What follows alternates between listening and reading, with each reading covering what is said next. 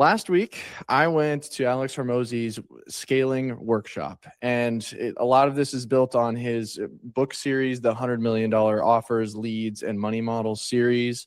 And what this is the next step into working with his organization.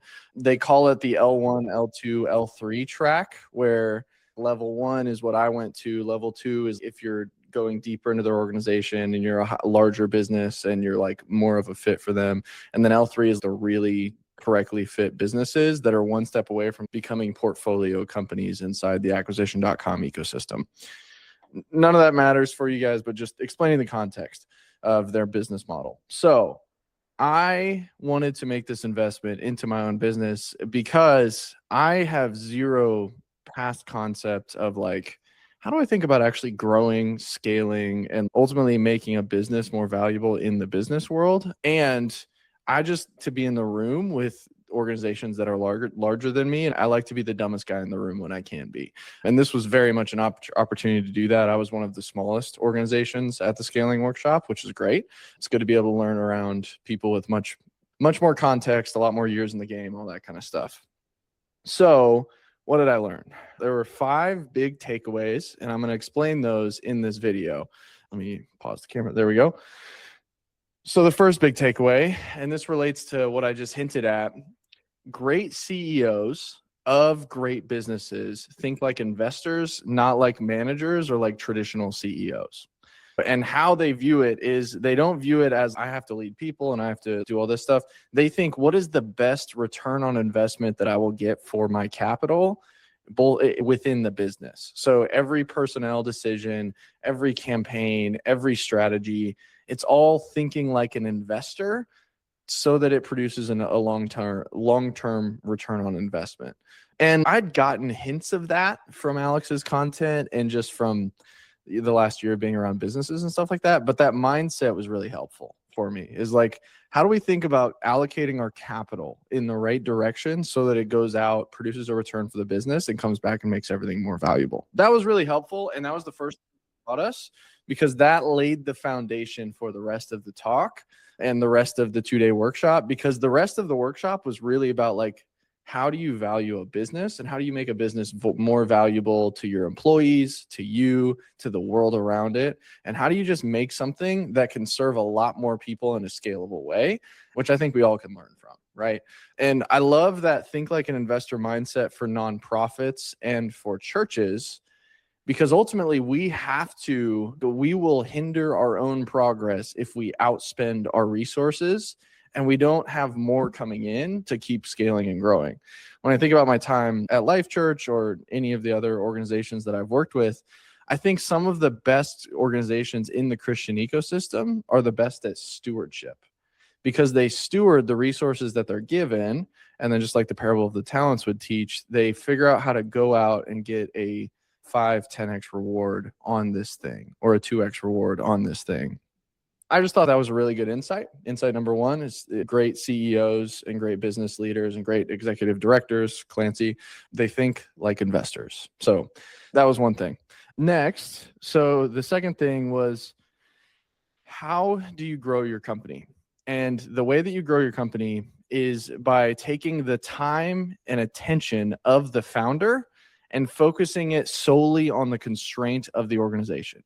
So the thing that is stopping you from growing deserves 100% of your extra available time, energy, work on the business time.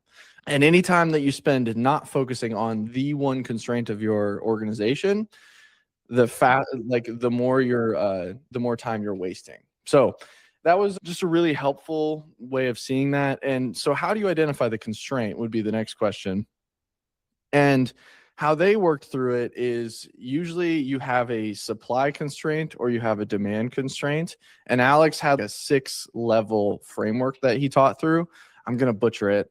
But first, do you just have a more issue where your advertising is working, but you're only doing a little bit of it? So do you just need to do more advertising? And do you need to invest more time, more energy, more resources into the advertising channel that's actually working for your company? So it might be a model issue, where are we bringing in customers and actually losing money on each customer? Or are we bringing in donors and actually losing money on each donor? Or do we have something in our systems that are broken and not scaling as we go up and serve more people? I've seen lots of ministries where the thing that they do could serve just as many people, but require half as many man hours. And I think that, like, how you structure your offer, your product, your service is really important there. So it could be a model issue. I'm trying to think, what was the other thing? Metrics is another constraint to a business. So if you don't have any data and you don't know, hey, what is our average cost to acquire a donor? And what is our average cost to acquire a customer? And what is our average lifetime value of a customer or of a donor? If you don't have those numbers, you have a data constraint or a metrics constraint, where the 100% focus of the founder should just be, I have to have tracking for these specific metrics that matter to our business. That's another constraint. Another one was I think it was like something like manpower, where it's like, we just don't have enough humans to do the thing. So do we have enough sales guys? Do we have enough, or sales girls, to be inclusive here? Do we have enough people going out, getting the leads, servicing the leads, all that kind of stuff? And those were like the major constraints that he taught. But you have to identify which one of those is the thing holding your business back from growing. And how he did it is he just asked himself, why can't we do more? Why don't we have clear metrics? Why don't we have enough manpower? And if you have an answer that like sticks out to, oh, the reason we're not growing is metrics, or is the reason we're not growing is just not doing more advertising, that's the problem. I'll illustrate this a little bit just to explain. So in my company, my problem is that every time I turn on my school funnel, I get absolutely flooded with like too many sales calls, and I run out of time to take those sales calls, which is a great problem to have. I love it. Yeah, it's a wonderful problem. But so I had a manpower and a more problem, because what that led me to do was I would turn the ads off. So I was doing the opposite of more, which is not helpful. And I need to actually do more, and I need to scale up the manpower of either I need to clarify the calls more on the front end to be like, hey, is this actually going to be a value add for both me and the person that's taking the calls? Or do I need to hire somebody just to take a few sales calls? Or for me, ask my co-founder, Nate, who helps lead YouVersion, marketing, and does all that kind of stuff. Can he take on some of the sales calls for me? And that was the manpower constraint that I ran into. So that was one of the first things that I solved as a business owner walking out of this workshop, was realizing, okay, I need to increase manpower so that I can do more, so that the business can grow to the next level. And 100% of my attention needed to be focused on that constraint until I solved that constraint. So what I did this week, I wrote a script for Nate and I to try to follow so that we can systematize our sales process and try to guide those conversations in a consistent way to make it so that we can serve people better and make those sales calls go much more uniform than like just vibing it out, which is what I have been doing, which is not good practice. Anyways, that was the lesson number 2, was you have to spend all of the founders' extra time, energy, and motivation on the single constraint of the business, the breaking point. And that never changes. It's just the constraint changes. So like for me, I turned the ads back live, and I'm probably going to get flooded with sales calls again. So now I'm going to have an issue of, do I need to increase like scale of the supply side, or do I need to increase demand? Like it could bounce back and forth between the two constraints. So anyways, that's number 2. Number 3, when it comes to making an organization valuable, key man risk is the largest threat to my organization and to most organizations that you can have. And what that means is that if there is one person, probably most of you on this call, if you disappeared from the business, would the business collapse? Or if you disappeared from the ministry, would the ministry collapse? And if that's a yes, that makes the business almost unsellable, and that makes the ministry almost unscalable, which is it's a pain, because one of the reasons that all of this works is because the key man is good. Camp Love works because Austin's been incredible and because of the team. Yeah. And for me, my business, it's me dependent right now. So how do I start moving in the direction of making myself not the key man in the business? I think having my co-founder Nate helps with that, where he's just as good of a marketer as I am, and he can pick up and take the ball forward with any client, with or without me.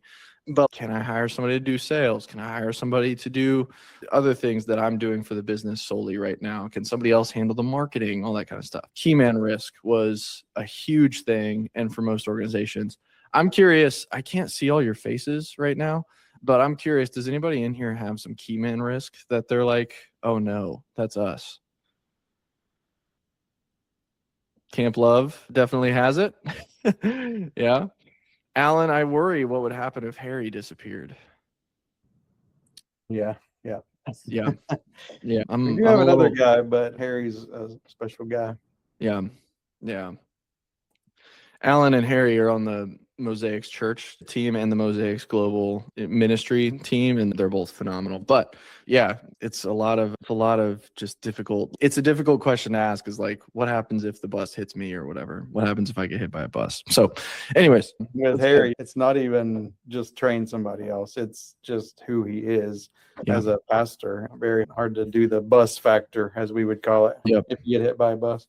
Yeah. So that's actually something that they showed while we were at the workshop that was really valuable. Is so you have those key man unicorns that are like the Harry Lees of the world, where Harry is an incredible pastor, he's an incredible people's person, and he understands delivery. He understands a lot of the marketing. He was booking sales calls today. Like, he texted me and was pumped about it.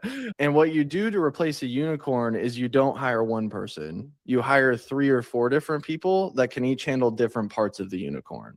Like, they had a graphic where it was like they cut the unicorn up, and it was like you bring on a narwhal that has the horn or whatever, you bring on a horse that has the head, and then you bring on a lightning bug that has the sparkles or whatever of a unicorn. And it's like you use those 3 people to replace the one unicorn, and that's how you scale past that. So that was helpful hearing that from them. A lot of costs involved with that, and that's also another challenge. But then you get into like model issues of, if the costs are too much that the business can bear, do we need to charge more? Do we need to change our funding model or whatever? So anyways, that was a big thing. Was number 3 was key man risk is the largest single threat to the business, to the value of the business. That was that. Number 4, just be a great student. I've seen videos on this from Alex where, like, apparently Alex, when he was coming up into his business and into launching Gym Launch, he took everyone's course. He signed up for the masterminds. He bought what would be a school group today. He took the courses. He did the retreats, all that kind of stuff. And what he got the best return on investment on was whichever ones he put the most effort and time into.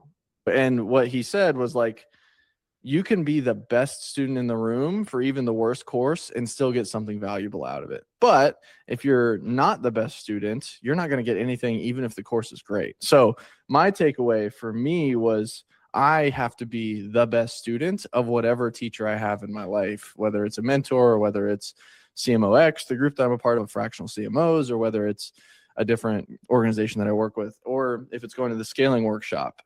My level of being a great student is the single largest indicator of whether I'll get value from that program, even if the program is kind of junk. So that was a big lesson for me. It was like, just be as good of a student as I can possibly be and get as much value from these programs or from coaches or from hires as much as I can. Like, I have someone on my team that I need to do better with this on, where he is the sharpest systems guy I know by a long shot. He's an incredible systems guy. And I have not asked him about systems at all. I have not learned systems from him. So that's on me. I should be a better student and learn from him. And that was just another key takeaway.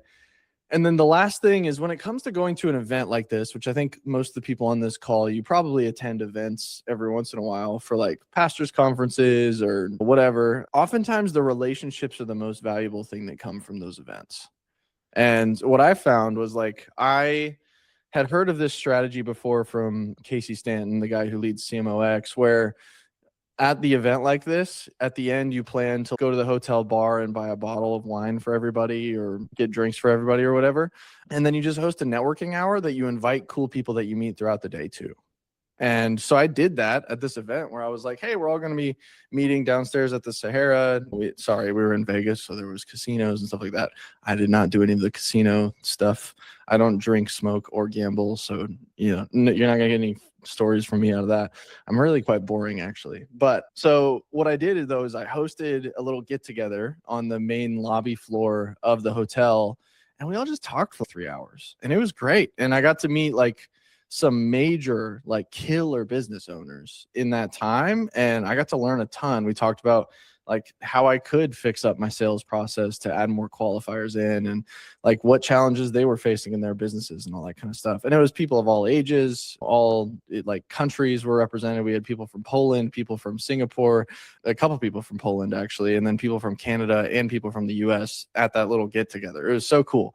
But like when you go to an event like that, relationships are key. And that was huge. That was a big takeaway for me from this event. So those were the 5 key lessons that I learned. Is great CEOs think like investors. And as leaders of nonprofits or as organizations, we have to think like investors with our capital allocation and with our investments. All of the time of the founder should go towards the constraint. Key man risk is the largest danger to our businesses. And be a great student, and then relationships are key. Those are the 5 things.